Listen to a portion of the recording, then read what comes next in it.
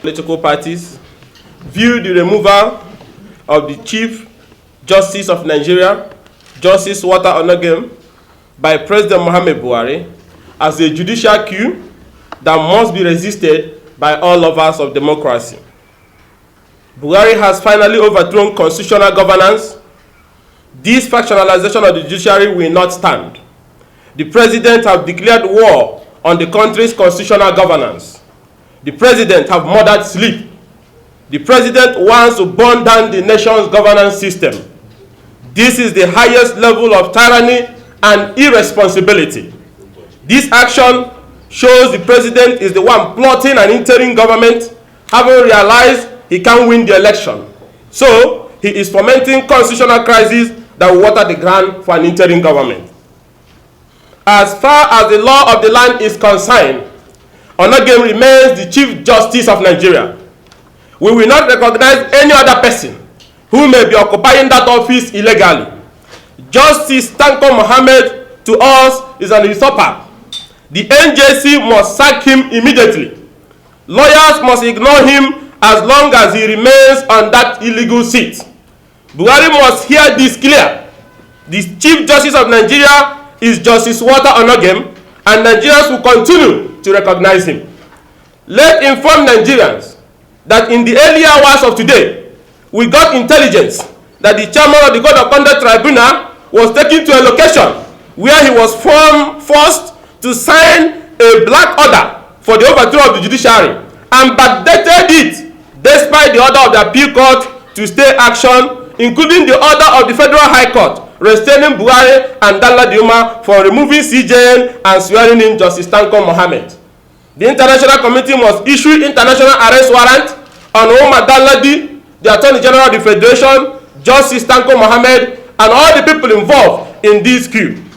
The Chief Justice of the Federation can be removed from office for those who don't know, either if he has been convicted or if under Section 291-292 of the Constitution, the Senate affirms a request by the President to remove him by 2/3 majority vote.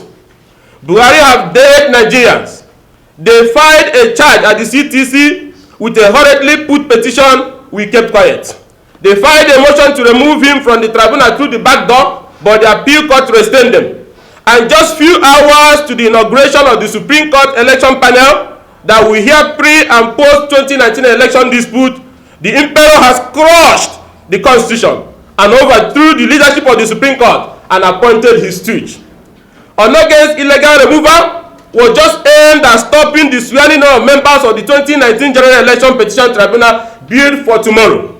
We have been vindicated on our earlier alarm that Buhari wants to appoint pro-APC CJN to help use the judiciary to affirm APC candidates in the 2019 pre- and post-election litigation. The Nigerian Bar Association, judges, and judicial staffs to immediately this is the last battle and it must be won. The Nigerian Bar Association should immediately call out all lawyers.